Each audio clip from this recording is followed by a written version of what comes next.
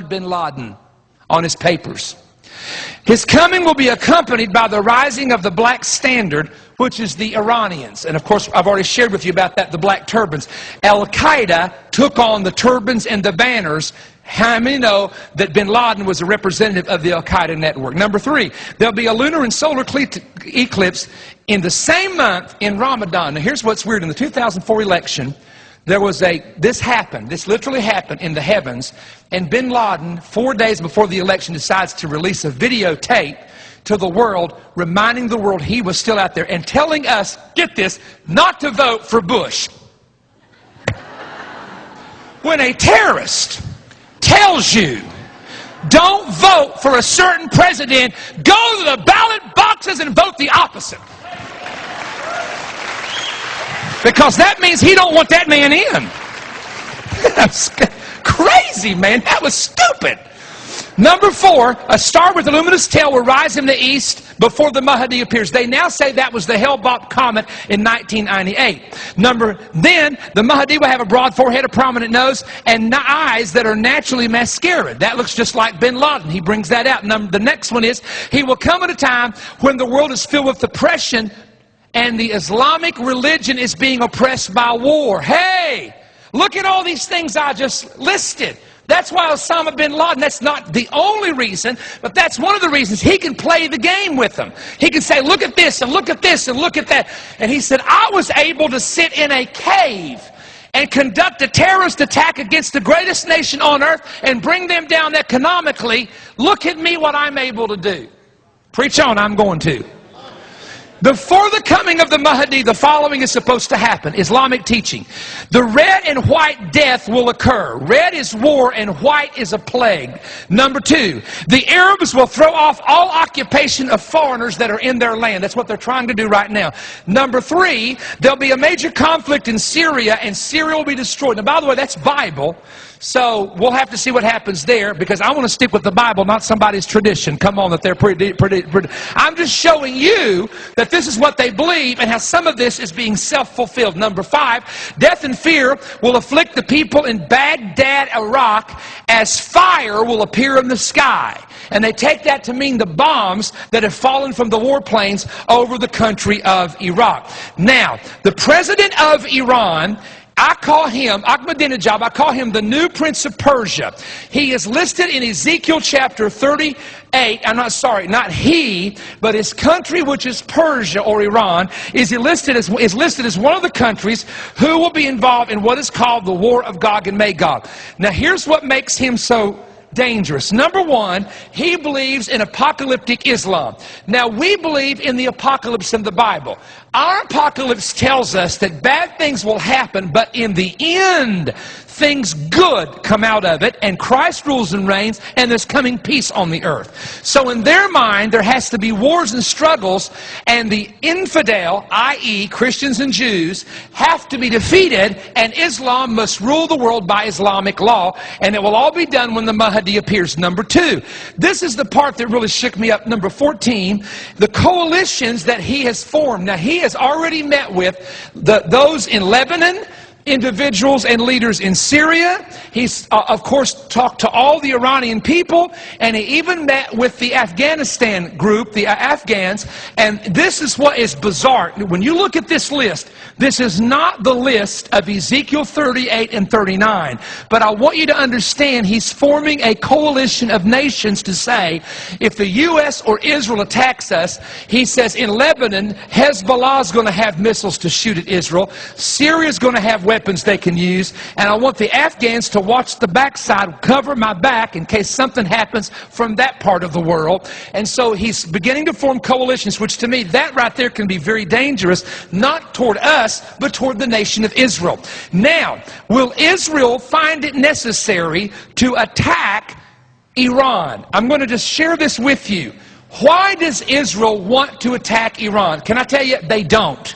They don't want a war. They don't want to have a war. They don't want innocent people to die. They don't want any of that to take place. They know the repercussions against Israel are going to be unmerciful if they have to do an attack. But here's the reason why. I'm going to show you a map. The reason that Israel will have to attack is because the following are 5 facilities developed in the country of Iran for nuclear power. There is the Bushehr facility, which is on the coast. It began in 1974 and was abandoned until the 1990s. And this is the one the Russians are help building that's active. Then there's a second one in the area of Shifahan, which this is the plant where Iran is converting converting uranium ore into active uranium, which can be used for a power plant and later a bomb. The Natanz plant is enriching uranium and they installed 3,000 centrifuges there. The territory or the facility in Arak, A-R-A-K, it may be the plant where they are using to make plutonium for bombs. That's what the latest intelligence sources say. And there's a third one down there. You see the QOM. This is on a mountain on a former Revolutionary Guard missile site. And it's believed to be that under that mountain may be some of the chemical and biological facilities. And the source is the BBC September 2009. That's the recent not that long ago, a source. Now, the problem that you have is not nuclear power. The problem that you have is that this man and individuals in his administration have said once we can enrich uranium and once we can enrich it beyond 20%, we will be able to have a nuclear weapon. We can put it on a warhead, and at that point, everything shifts. We are a nuclear power. You don't threaten us anymore. We go do what we want to do, or we'll send a nuclear bomb your way. That's why Israel has to deal with at least 2 of those plants, more than likely all 5 of them. Now, let me share something else with you that you might not be aware of. Secret stashes. Syria was building a nuclear power plant. The Israelis were afraid that they were going to eventually make a nuclear bomb in Syria. So they did something, and that is that they bombed, they had an airstrike. It was approved under President Bush to take out a reactor. And what was happening, the reason they know this was going to be dangerous for them is North Korea had a ship with 45 tons of yellow cake on it. Now, 45 tons of yellow cake, okay? So this yellow cake was headed to Syria in the year 2007 for the nuclear reactor that was being built. So the Israelis said, this is dangerous. We're going to have a nuclear problem in our backyard. So Bush said, go ahead and attack them.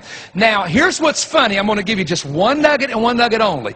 What's funny is when the Israeli Air Force got in and bombed it and got out, the Syrians didn't even know what had happened, because the Israelis had put a virus into the back door of the computers of the military and the radar system of the Syrians and shut all the fans off, so all their computers overheated and shut down.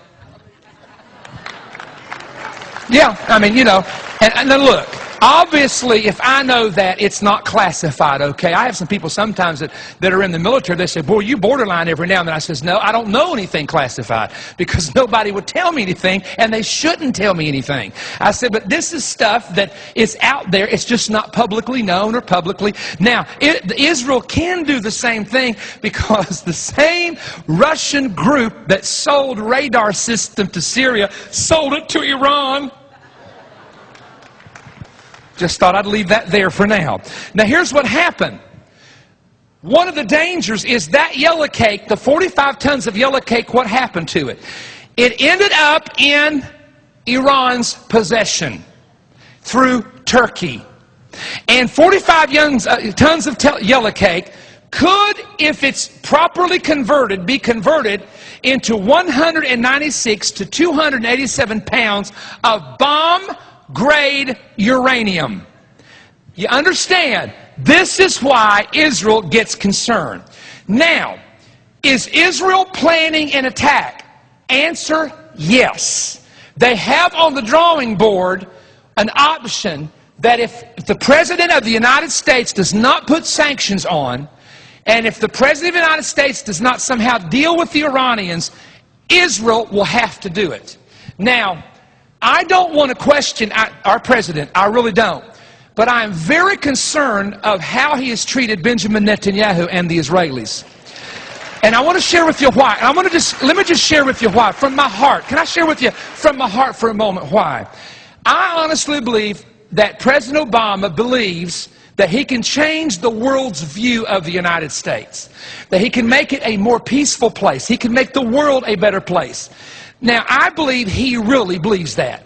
The problem is when you're dealing with Islamic fanatics.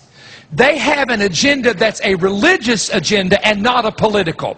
If you're dealing with them in political diplomacy, it never works because their religious idea is stronger than their political idea. So I think it's commendable to say, let us try to deal with them in diplomacy.